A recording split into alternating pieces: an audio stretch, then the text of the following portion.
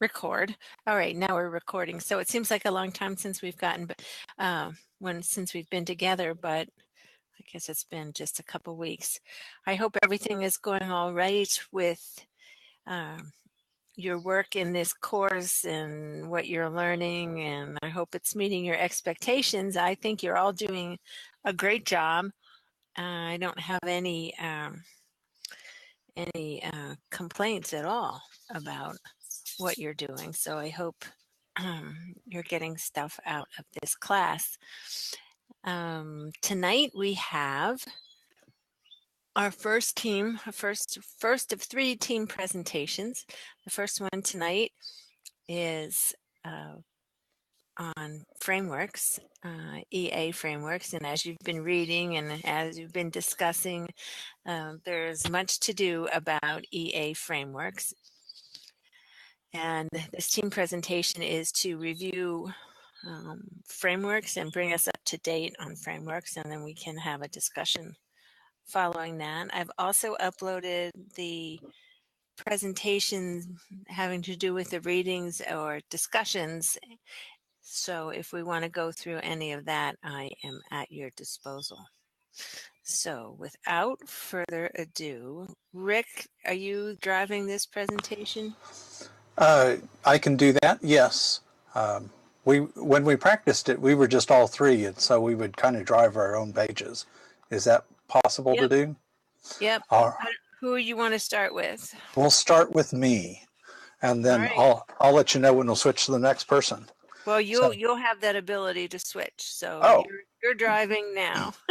I'm driving now. Excellent. You are. Okay, take it away. Well, thank you all for the opportunity. When we looked at the agenda, we thought we'd be at the end, so I'm glad we have you a little bit fresher rather than waiting till the end of the conversation. So I'll just jump in, Rick, and say I didn't want to steal anybody's thunder. So whatever you don't cover, I can pick up the slack. We've done this before, and I've gone first, and it kind of took the thunder away from the team. So I didn't want to do that to you. Well, thank you. We appreciate that very much. So we all had our assigned reading, and we started with that. And we also had the opportunity to watch the Scott Bitter video. And he really was talking about EA more than he was talking about frameworks. But when we consider EA, in the history of EA, a little bit of frameworks is involved in that too. And almost as a prologue in his presentation on business outcome-driven EA, he explained what might be considered that we're currently in the third wave of enterprise architecture. And he summarized that the first era began when John Zachman's initial publication and his follow-up publication, and then the framework that came out of that. And that other frameworks also became available, and as they became available, organizations would choose one and try and fill it all out and have an enterprise architecture. But what they found out was that even doing that, there was still something lacking. And he referred to that as the framework-based era. And so as they looked at it, the thing that was missing was process. And so they put processes on there. They didn't throw away with the frameworks. They used the frameworks for what they were good at, which was identifying things, identifying artifacts and the organization and the classification of those artifacts. But they put processes in on top of that, and people became very dogmatic in the processes. And so we really had process-driven EA at that particular point. And I liked what he said when he said it kind of became the EA process for the sake of the EA process, but even that came up lacking. And that led us to the third wave, where we've been discussing more with outcome and reading more with outcome driven enterprise architecture. So the frameworks are in there, and as EA has matured, the frameworks have kind of come in, and people have been trying to find the things that help them accomplish what they want to accomplish and in meeting those goals. So as the EA discipline has matured, and we can see that with the hype cycle, and sorry for some of the graphics here like this, With full screen, you could see it a little bit better. But basically, in this hype cycle, it shows that EA has become pretty well established as a discipline, and so it's approaching the very stable side of the hype cycle in that. But when we look at EA frameworks, they're lagging a little bit behind, but they are approaching the slope of enlightenment. So a lot of the things associated with the hype of a framework and maybe some of the religious fervency around a particular framework is beginning to settle out. And what's happened, it's kind of interesting in that, is that when you compare that against other EA priorities, the understanding and fully working with a particular EA framework for its artifacts and its processes has diminished in its importance. So in a 2011 survey that Gartner did, it ranked 15th. EA frameworks, understanding the processes and the frameworks, ranked 15th out of 37. But when it moved into the 2012, 2013 time period, it dropped to 28th. And so what Gartner and several of our readings and some of the studies that we've done has really tended to indicate is that frameworks are important for the things that you want to use them for, but there's not one that's the right one. And figuring out how to do that has very much become personal to the organizations that use them. The overwhelming majority of the clients tend to customize the frameworks and the methodologies as their maturity evolves. And so that's really a little bit of what we're going to present to you tonight. And so at this point, I'm going to go ahead and turn it over to Michael, and he's going to give you lead us into the next part of our discussion here, which I think, let's see. Well, if you click on Michael, you can pass him the control in the status right above you where you're. Okay, I'm clicking there and it's not doing anything. Well, I don't have control, so. So, okay, well, let me just go ahead. Michael, I'll just go ahead and advance for you at the moment, and then we'll figure. Oh, go ahead. Yeah, if you hover over to the left of his name. Yes. Okay. Oh, there we go. It finally went. Okay. Okay, good. Thank you. Maybe there was just a delay there. I'm not quite sure. Go ahead, Michael. Okay, thanks. So as our team was researching frameworks, we came up with a few key findings and recommendations to share with the group. First and foremost, it's important to have a framework, but which one is not that important? Most frameworks share the same goal, which is to aid an organization in building an EA and organizing its artifacts. They just take a slightly different approaches. Architects may have a personal preference for a specific approach, or one might better align with the organization. And for this reason, there is currently no industry-wide consensus on the best framework, though there are certainly those that are more popular than others. Next finding is that frameworks cannot typically be used off the shelf. They must be applied to the organization. Frameworks will take some level of customization in order to work within the organization, and this is due to the current culture and processes of the organization and to increase adoption. Most enterprises tend to use a hybrid framework approach. Organizations need to do what is best for them and to ensure the adoption of the framework, and often this means customizing approaches based on guidelines from multiple different frameworks. And lastly, enterprises typically never complete their EA framework. There's little value to the organization in dedicating the time to completely document all aspects of their enterprise. Instead, areas of the framework should be fleshed out as the business priority deems. The framework may never be completely documented, and that is perfectly acceptable. For recommendations, we came up with the following. So businesses should start with a well-known framework such as Zachman, Togaf, Gartner, or FEAF as a starting point. These are a few of the more popular or most popular frameworks, which means that they have been thoroughly vetted and typically have good community support. Frameworks should be chosen considering how dynamic the organization is in order to avoid spending time developing a framework that can quickly become outdated. So make sure you are picking a framework that is flexible enough for your organization. The last thing you want to do is spend time documenting against a framework that doesn't meet the needs of your organization and you find you wasted your time. Third here is it's best to have a pragmatic rather than an academic view of frameworks in order to avoid spending an inordinate amount of time developing the model. This goes back to the point of don't do EA just for the sake of EA. Use the framework as a guideline to support your enterprise. Let the priorities of the organization guide you and don't over-engineer. And finally, don't limit your knowledge to one EA framework. Learn multiple frameworks in order to define a hybrid solution that works best for your organization. So like I mentioned in the key findings, most enterprises use a hybrid approach. So this is because it works best for them.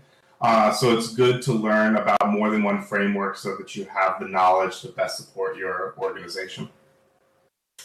For the rest of the organization, for the rest of the presentation, we're going to provide an example of two of the most popular frameworks, Togaf and Zachman. I'm going to start with Togaf, and then Marie's going to follow with Zachman.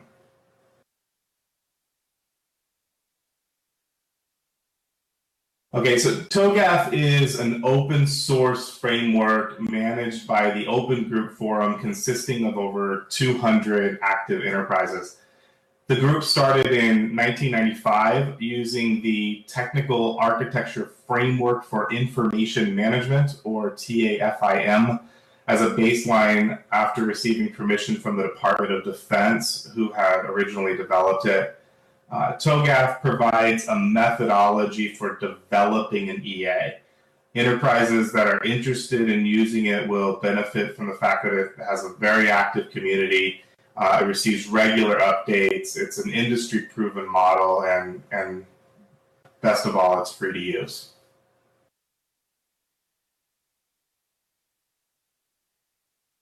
The Toga structure consists of 7 parts, and they are designed in a manner that they can be used independently if needed. Now, I know you can't see really the image that I have here or be able to read it, but I'm going to go through the 7 parts of the framework and just describe them. Part 1 is the introduction. It includes sort of the high-level concepts of the framework, definitions, release notes, etc. Part 2 is the architecture development method, or ADM. That includes the step-by-step approach to developing an enterprise architecture. Part 3 is the ADM guidelines and techniques for use in applying Togaf ADM. Part 4 is the architecture content framework, which includes the overview of the architecture deliverables and artifacts. Part 5 is the enterprise continuum and tools that defines the taxonomies and tools used to store outputs of the architecture activities. Part 6 is the Togaf reference models that provides the reference models, obviously, such as the Togaf foundation architecture. And finally, Part 7 is the architecture capability framework that describes the necessary responsibilities and roles and processes, et cetera, required to establish and operate the architecture function. Part 2, the ADM, is really the core of what Togaf is. I'm going to go further into this on the next slide, but another important section is Part 5, Enterprise Continuum and Tools. It really acts as a sort of virtual repository of the architectural assets, and then another important section is Part 6, the reference models. These models can aid in designing the architecture, and examples include the TRM, or Technical Reference Model, and the SIB, or Standards Information Base.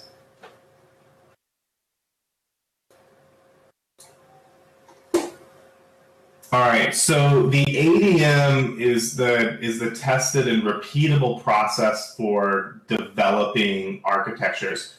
It enables the organization to transform their enterprise in a controlled manner through this continuous iterative cycles. There are 10 phases that I'm going to kind of go through real quick here so that you can understand what the 10 phases are. First and foremost is preliminary. This is the phase that describes the sort of preparatory activities that are required to create the architecture capability. If any customizations of Togaf is needed, defining principles, et cetera, all of them happen at this preliminary stage. Phase A is setting the architecture vision. The purpose is to shape the plan and approach, and outputs from this phase includes the scope definition, identification of your stakeholders, drafting the architecture vision, and obtaining approvals. Phases B through D are all similar, addressing different architectural areas. Phase B being business architecture, C being information systems, and D being technology architecture. Really, the purpose of these is to define those architectures that are needed to support the vision and analyze the gaps between the current state and the future state. Phase E is the opportunities and solutions. The purpose of this phase is to conduct the initial assessment of the implementation options and select a delivery vehicle for the architecture that you just defined through in phases A through D. Phase F is migration planning. This phase, architects will determine how to move from the current state to the new target architecture. It involves creating a document called the Implementation and Migration Plan, as well as prioritizing implementation projects. Phase G is implementation governance. This phase defines the oversight and governance of the implementation. Phase H is architecture change management. This defines required procedures for managing change to the architecture. And then finally, requirements management, so it touches all of the other phases. The purpose of it is to provide oversight and management of the architecture requirements throughout all of the other phases of the ADM. Okay, so that is Togaf, and now Marie's going to talk about Zachman.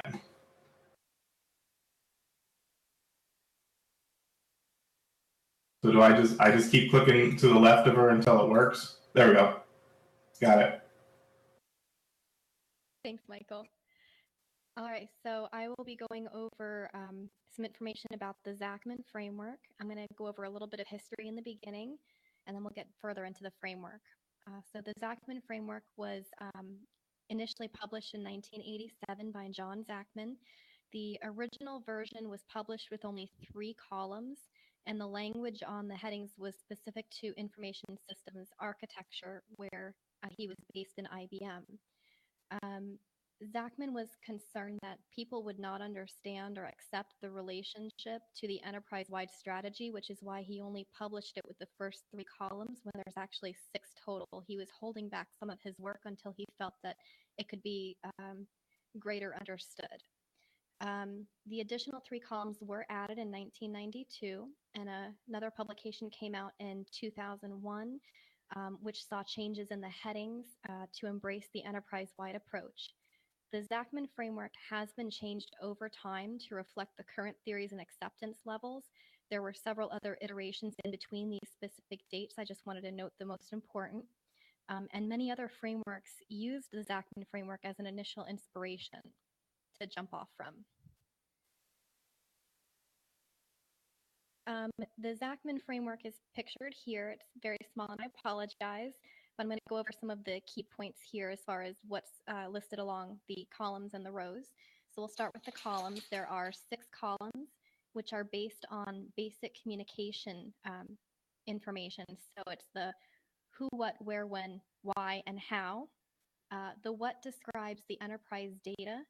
The how is like function, so it's a translation of the mission to processes. The where is network, so the geographical location of the business activities. The who describes the people or the members of the enterprise. The when is a time frame, so when functions should occur and under what circumstances. The why describes motivation, so the rules and regulations needed in order to complete the mission. There are 6 rows as well. These are based on a viewpoint level, so it starts at the very top with the scope, which is an industry-wide view detailing the enterprise direction. The next one is enterprise model, which is an owner's view describing the nature of the business. The next one down is system model, which is the architect's view, describing the definition of the business as a transformation of data. Next one is the technology model, which is the designer's view, and it describes how technology is used to address the information processing needs of the enterprise. Followed by components, which is the builder's view for specifications for the networks and databases, etc. And finally, the working system is the functioning system that plan the solution or the future state that they're looking to achieve.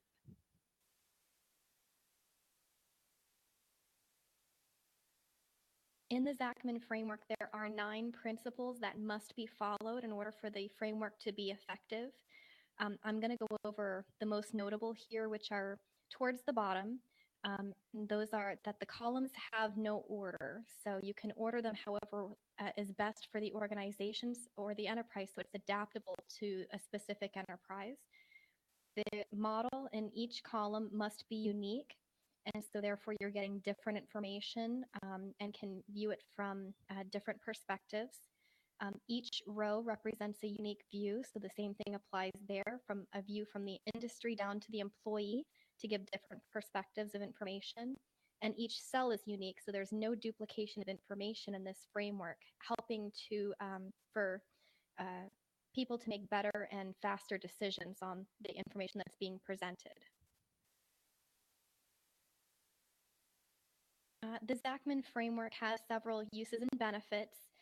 As mentioned here, it was initially used in information systems, but has been adapted across all industries and organizations with the updates that have been done.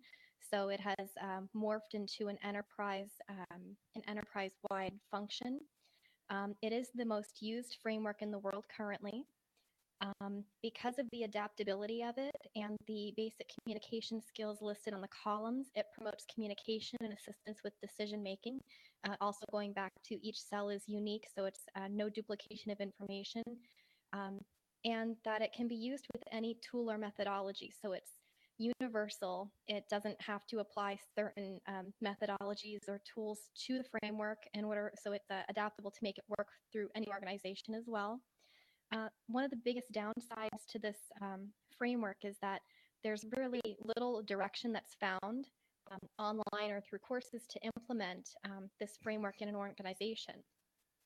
With that being said, most organizations have to hire consultants that have certificates of training in this framework in order for it to be most effective, and that can increase the cost and difficulty to implement the framework within the organization. We also completed a poll regarding use of the most used frameworks, and so I'm going to pass this back to Rick, and he's going to share the results of our poll.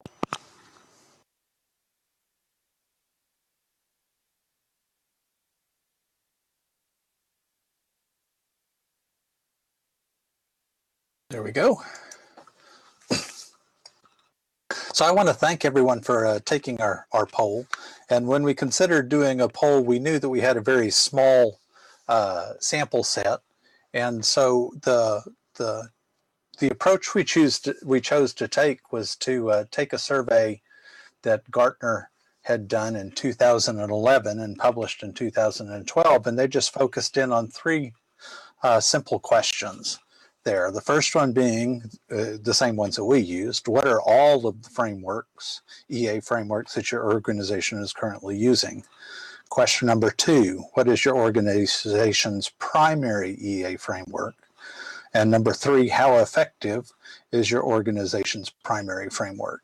And so we just wanted to go ahead and compare those a little bit so that we could see what kind of similarities there might be or differences that there might be. And so as we did that, you can see that the answer to the first question is displayed here. And yeah, if you tried to take the survey on your cell phone, then I appreciate your patience for plowing through there. I certainly hope that you use something with a little bit larger screen. But these were all the frameworks that Gartner had chosen to use in the particular survey that they used. And if we go back to Scott Bittler's presentation, you know, he had said that they've identified somewhere between 80 and 100. Fortunately, we didn't have 80 or 100 here. But when you take a look at it, the most selected one was blended. And remember, they can make multiple selections here. So if you think about adding things up to 100%, this doesn't work. But 25% of the organizations had some form of blended that was used. Homemade was the next, was close to one of the next ones. It actually wasn't the next one in this case with all of them, but it had 18%. And then Togaf, because that's kind of one of the ones that we were interested in looking at, came in at 12%. And the reason why I highlighted those three is because, oh, well, I'm sorry, let me talk about ours just for a moment. When we take a look at ours, we had one response that came back with Agile EA. Then we had our Homemade, we had ITL, we had a couple with Togaf, and then we added the option of none. When they did the survey, they didn't use the option of none because they were surveying enterprise architecture professionals. So that wasn't really an option. That would have been data that was weeded out at that point. But because of the class, we went ahead and added none, and so we had two people that chose that. If we take a look at what the primary framework is, so this will start to focus in a little bit more of all the different ones, which one is the one that tends to get used most or has the most basis in your organization. And in the 2011 survey, Homemade was ranked at 25%, Blended just about half of that at 12%. And then the next one that came out was Togaf in there as well. So Zachman in this case really didn't rate as high in this particular survey, but as we read a lot of things, Zachman was always kind of in the race. So I'm not quite sure why it turned out as low on this one. And so when we take a look at our results here, we can see that they're again pretty similar to what we saw on the previous slide, but the ITL didn't come through that particular time. So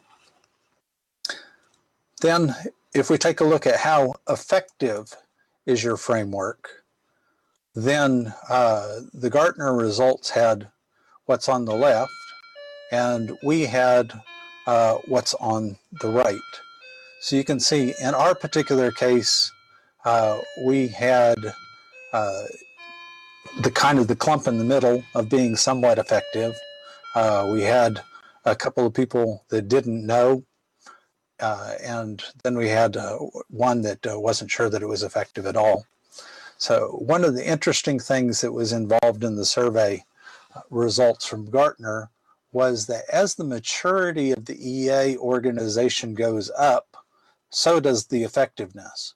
And so if you take a look at the effectiveness of what Gartner classified as an exemplary organization, 60% of their responses were 7s, and none of their responses were below 5.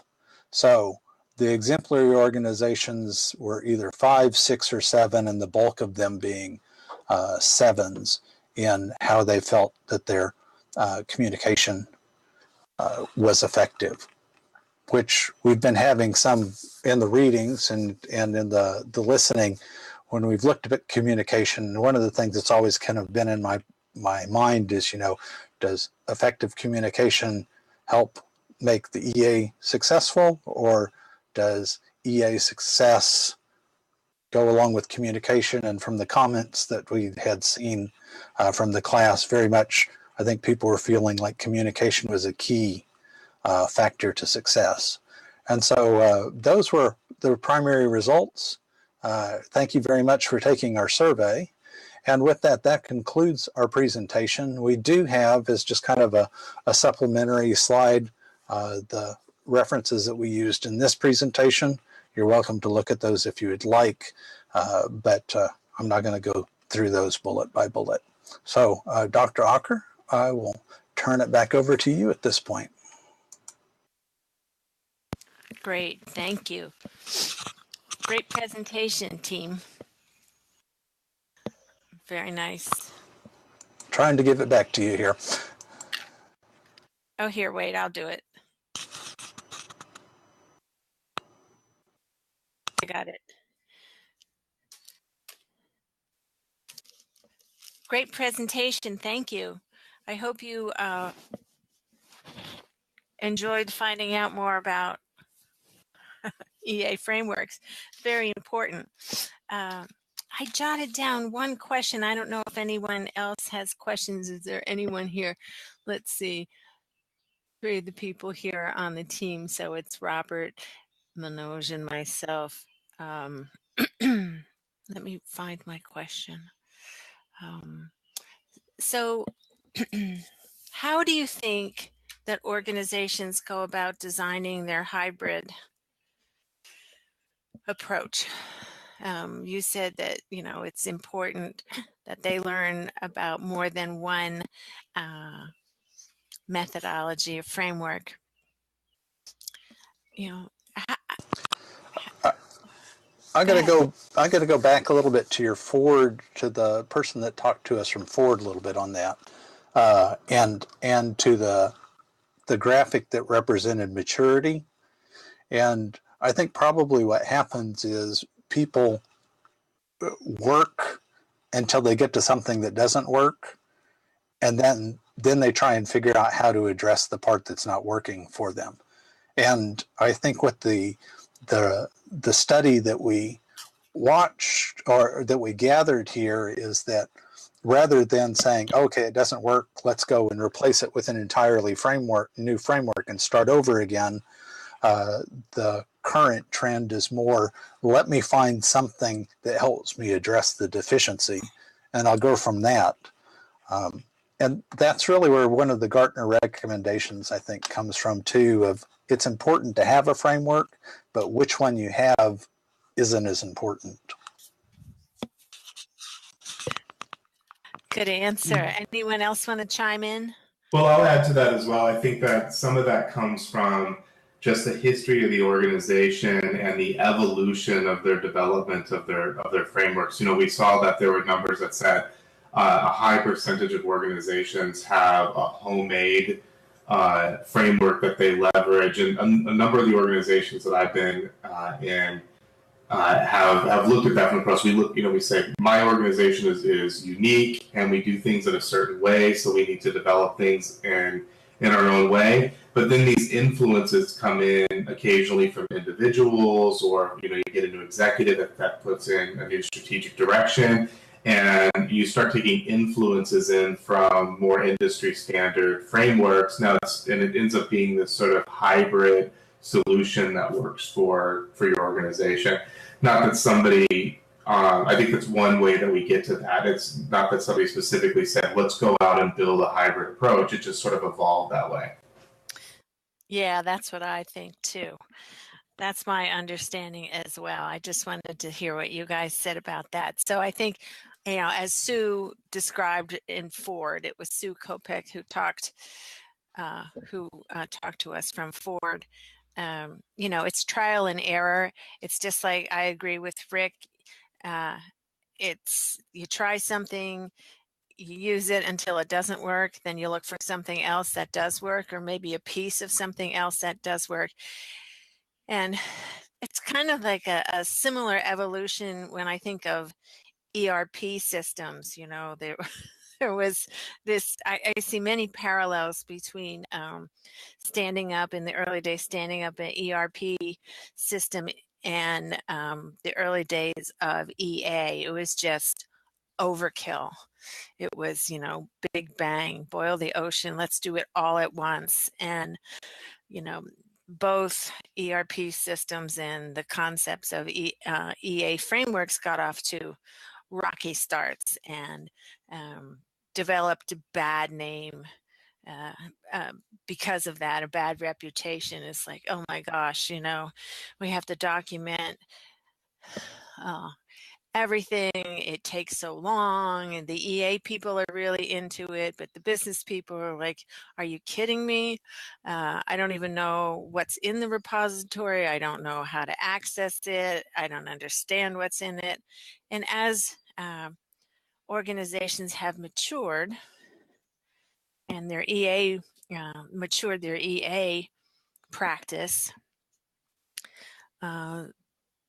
and been guided by big players like Gartner, they have moved away from that traditional, let's document everything in the current state so that we can get to the future state and build a roadmap. It just took too long. And so that's where outcome-driven EA has come into play. And but anyway, as people were doing traditional EA, what I will call traditional EA, is the big drivers there were Zachman was the first. And although you say, you cite, Marie, that Zachman is the most used, I think many companies have moved away from Zachman, and I would think that the most used framework is Togaf from the Open Group. But there's a big difference between Zachman and Togaf. Zachman is not a process. Zachman doesn't tell you how to fill in the boxes in that framework, whereas Togaf is a process. So those 8 steps in the ADM, 8 or 10, whatever it is, to determine the requirements, that's a process to follow. So those are two very different perspectives. So I just want to point that out. And so in Togaf, as we're interested and companies struggle with security breaches, data breaches, Togaf has coalesced or is working with a company called SABSA, and that stands for security something, and it's SABSA, I think, and that is to bake in security aspects within the process of doing EA. So Togaf is evolving. So my point is that these frameworks are evolving, and I think I spoke to you before about the work, the research I'm doing with a couple of students in Agile EA, and that is, that's very, very current, and so few companies are doing Agile EA or even considering doing that, but that is the way things are evolving for companies like Cisco, for instance. They're in working on that, and any number of other organizations, but it's to keep up with the change in the digital transformation that companies are experiencing. They can't take the time to document everything. And so, go ahead, please. That's what I was going to say, is that it seems like they go hand in hand, because as the business environment and world changes toward one way or the other, and like you said, more towards the digital, the now, basically, for EA to be successful, it's going to have to evolve to go alongside that. Otherwise, it would probably just be discarded. Anyone want to comment on that? What Robert just said? Really? Hello. See, they did their presentation and now they think they're done. Go ahead, Rick. No, I can see that. I mean, always we've had an idea of benefit growing stale. So it's just that time continues to compress. I mean, it used to be if you could do a 6 month turnaround on some important piece of business functionality, you could name your price. Now, if you say 6 months, it's like, oh, Are you kidding me? Are you kidding me? Yeah, I was thinking like 6 weeks was a long time. So yeah, there's definitely something to that. And even today, as I was talking to one of the BAs that I work with, talking about the process, one of the approval processes that they have in right now, where it's at least 6 weeks between when someone has a business idea and when you even have an opportunity for a team that would develop it to size it.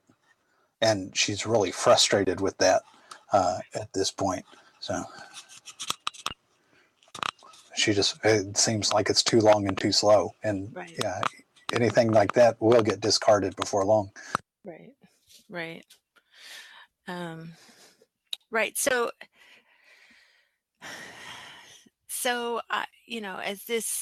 as Scott talked about these waves of EA and this outcome driven, it all goes together.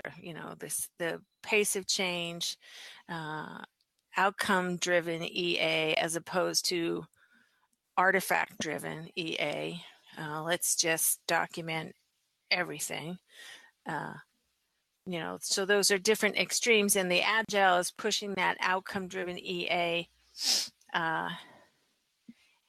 is taking that a step or a leap further.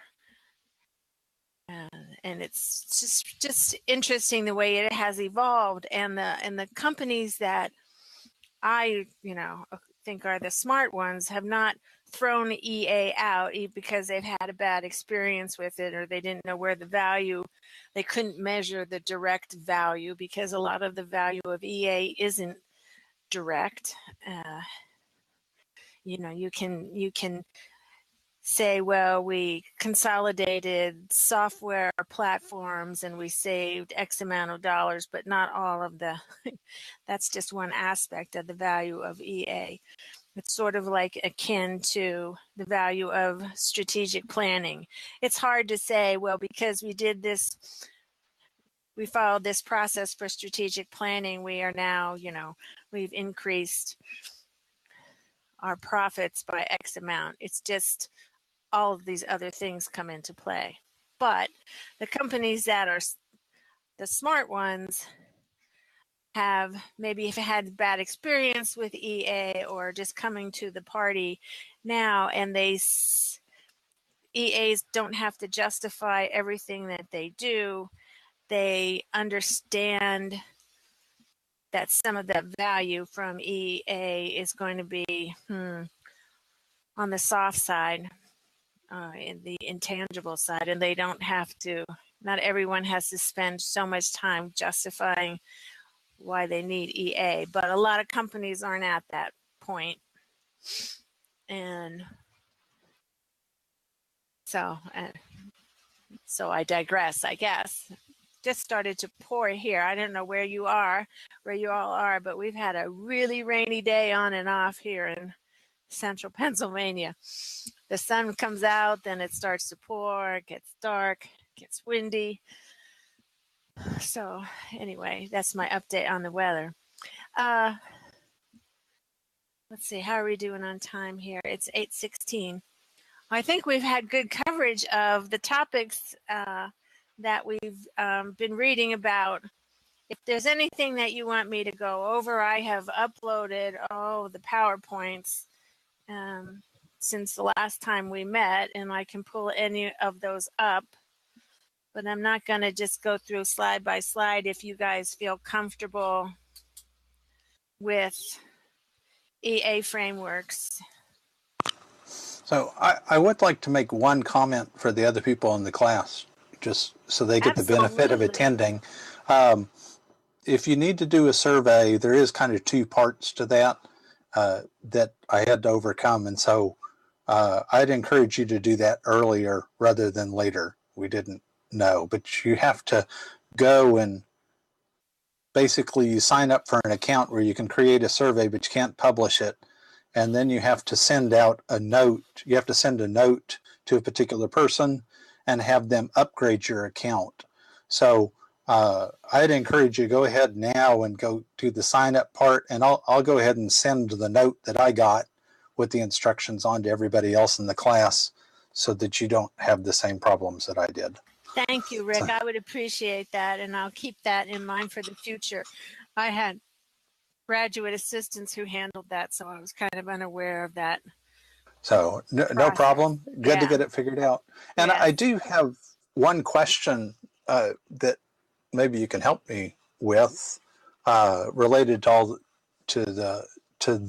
this last week's readings. And that has to do with EA components and EA artifacts.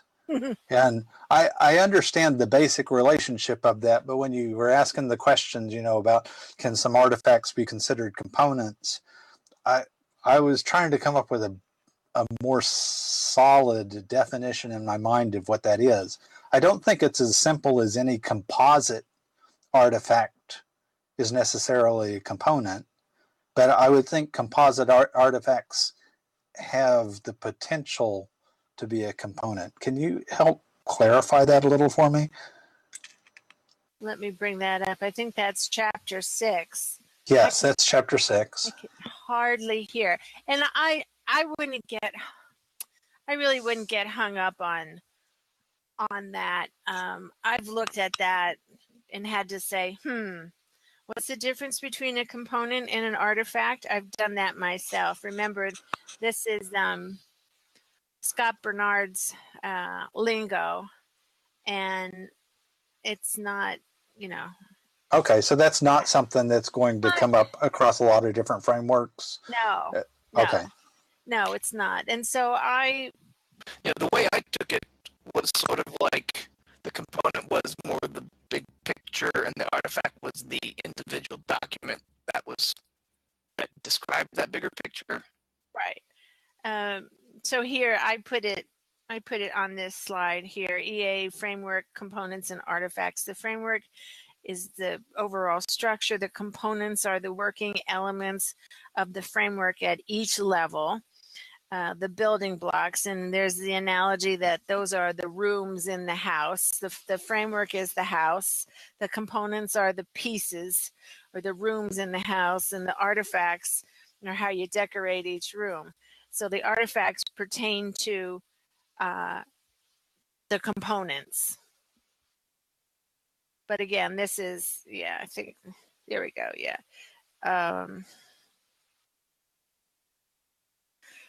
so do we have, this doesn't always convert right. If I pull up, let me pull up 5 to get a picture that I want.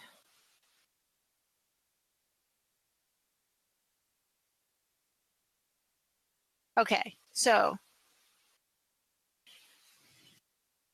these different components, these are across, these are lines of business components in a line of business, these are verticals. So the components that relate to goals and initiatives are can be associated with each line of business, and again, products and services with each line of business. And if I go back, then within each of these, the artifacts are artifacts that are associated with this component in this line of business. And there's a whole slew of artifacts that you could choose from for this at this level here, but you would choose the ones that you want that relate to that line of business. That's the way I think about it. I wouldn't get hung up on it. There's different levels, and within each level, depending on the line of business that you are, there's components or artifacts for that component. That's all. Okay, thank you. Sure. But you won't really, it's just a way of thinking about it. You know, and if you were in a given framework and it would be very explicit, and you would understand because you would do it. Anybody else? I have just a quick question about the exams coming up. Exam. Yeah, it sounds like I think we have one coming up like next week or something. This is my first course at Penn State. I'm just curious about how this works. Is it all just submitted online and we have a certain duration of time to answer the questions, or yes, how does it work? You have a week to answer the questions, so it'll be like a homework. Okay. It'll be like a homework, and I'll open the exam, and you work on it. It's individual, and for each, I think there are 2 essay questions, and in those essay questions, there may be multiple parts. And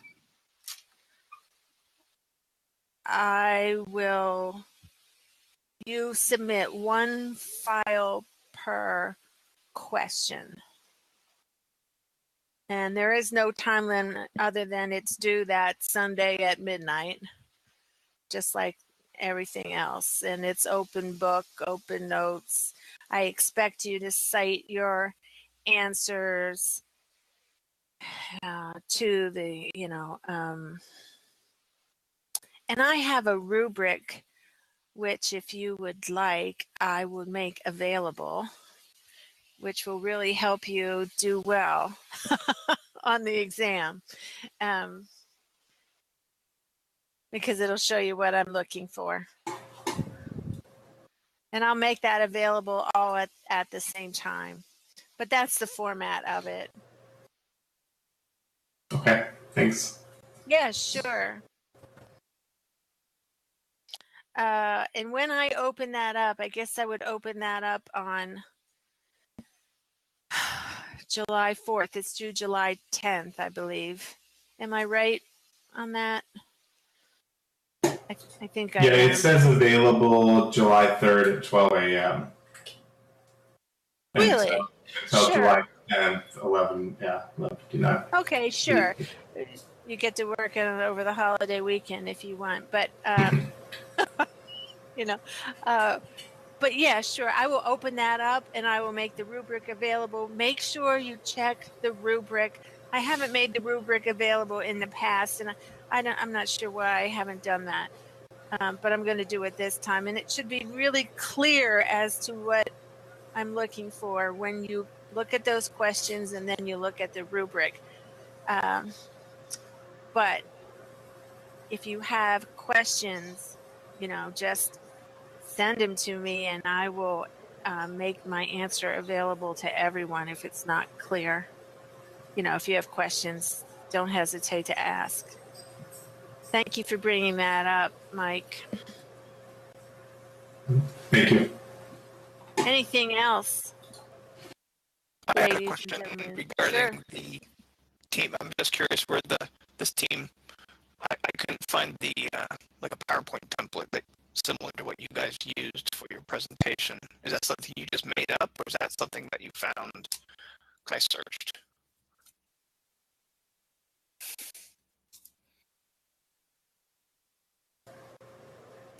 Rick, you want to take that one?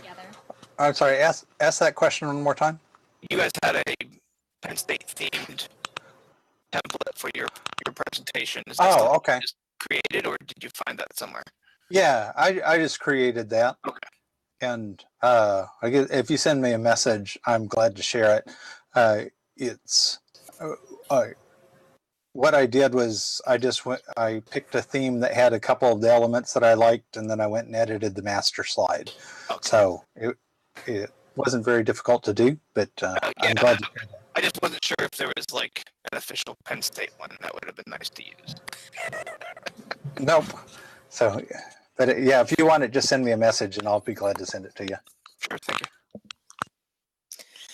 And the content in the PowerPoint slides was driven by the assignment content, right, Rick? I mean, you started with the key findings and recommendations, and Yes. that's in the summary. So I have a question for you. Okay. When did I tell you that you should have your project summary completed by? The project summary was as in there says it should be done the day after. Okay. And so did so I make any exceptions? I didn't, right? I don't think so. I didn't think so either. Yeah. Okay, great. That's good. But the project summary is the presentation, correct? Or no. no? Okay. So the project summary is your written document. The written document. Oh, okay. And we went ahead and submitted that last night. Yeah. Okay. So I've got your presentation, and you submitted the project summary. So great. I will, if that's all right with you, I will read it, and then I will make that available to the class as a informational aspect of the course. Okay. That does lead to one other question. Sure. Just to check and make sure. Michael submitted that, and it looked like it submitted it for the whole team. Yes. Okay, so we don't all have to submit. No. Okay. Yeah. Yeah. So, one submission per team. very good. So yes, he submitted that for us yesterday. Way to go, Michael. Way to go, team. All right. Well, But the instructions did say the day after, but we figured we could resubmit if we had to. Yes, you can. All right. Very good. Well, I appreciate it. If there's nothing else, I hope you all have a great weekend, and I hope you get to have a day off, an extra day off or something. And I will make sure that I open that test on the 3rd. I was thinking it was the 4th, but it should open automatically. But I'll make sure to double check. And if it doesn't, shoot me an email. Dr. Acker, I did have one more quick question. Sure. It may be a little bit early, but we were looking at the Walmart presentation or paper that's due at the end of the semester. I figured I'd ask a little more clarification on that since we're going over the components and artifacts information this last week. Right. So, when is our next online class? Week 9, I think. Let me see. I believe so. Week 9. I think it's week 9. That is another very good question. Okay, so the components and artifacts. Some people get really bent out of shape about this assignment, and I can't put an example of excellence out there because would give you answers. So the whole idea behind this assignment is not to test how well you can search the internet and read about Walmart, but it's to give you to dig into those components and artifacts.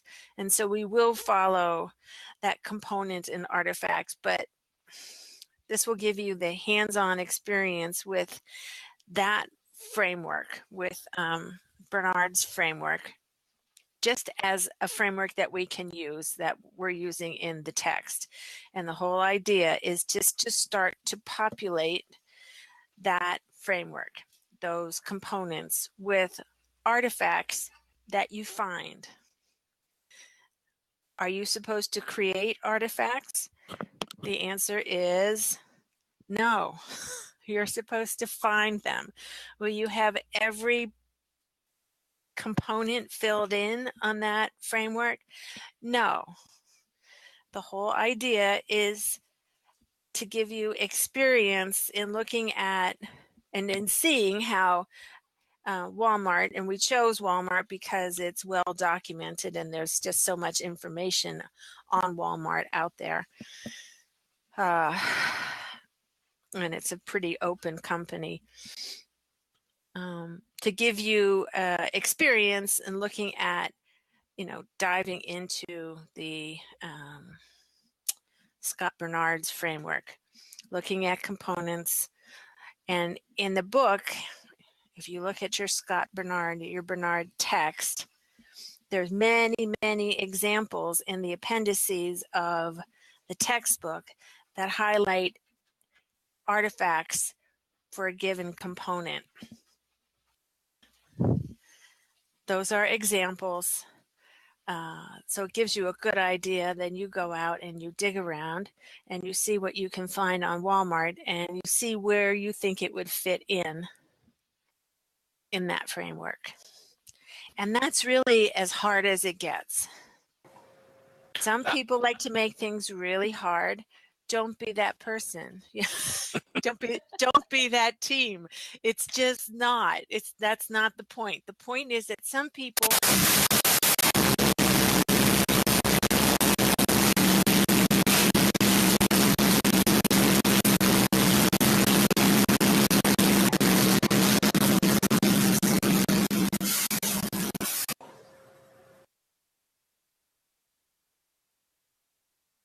That was Robert.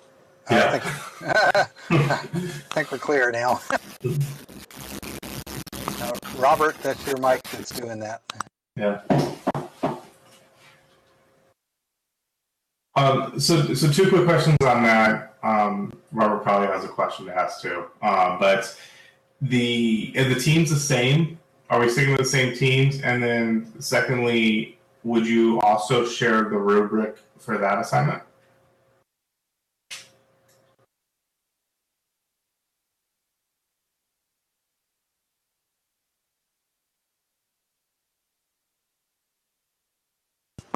I thought that was Robert. Maybe it was not. Oh.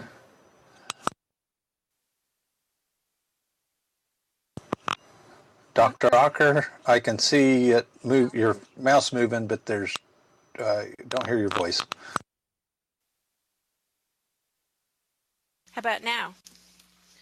Yes. Now, yes. Thank you. Okay, so did you hear what I said about, I'm not sure about the rubric? I'm not sure what I have. No, we didn't hear you at all after my question. Oh, really? Yeah. Let's see. Oh, I gave all the answers to the midterm. I'm sorry. Really sorry you missed that. Gosh, I wish I could remember what I said. The rubric I will look and see what kind of rubric I have. I'm not sure that I have a rubric, and you'd say, 125 points and you don't have a rubric. Well, I really kind of eyeball it and look to see that I think that you've put enough effort into it and that you've learned something. And you'd be surprised at how when you've done this for a while you can judge that, but I'm not sure. I'll see if I have a rubric. But if you follow what I just told you, you will meet with great success. But I will check. Go ahead. His other question was, is it the same teams or? Yes. I have a question. Uh-oh, it's Robert. Okay, go ahead, Robert. I think my We're having really a lot of trouble hearing you, Robert.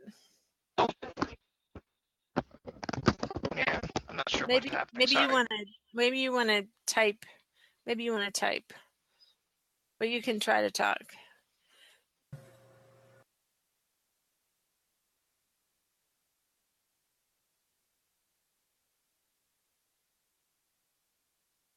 When is the due date for? I don't know, you guys. Gosh. What does it say? What does it say? Walmart. I'm in there looking. If it helps any, I think I saw on there that it was due at the end of the semester, so it was That's like what I August thought. 7th or Thank you. something. Yeah. August 7th. That sounds right. I'm looking there now. Walmart. August 9th.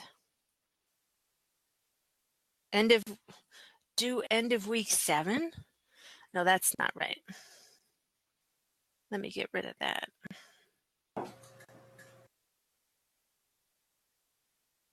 I think it says August 9th. I think in the module section it shows up under week 7, but then it shows the date of August 9th. Right. Yeah. It's August 9th. How are we doing? Anything else?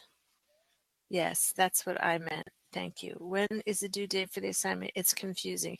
Yes, well, inside the assignment, Robert probably had looked inside the assignment and it said it was due week 7, but that's because in the spring I did it differently. So, okay. Yes. Anything else? Gosh, you guys are keeping me honest. If there's nothing else, then we will talk again on week 9. And but I'll be in touch and ask any questions that you have.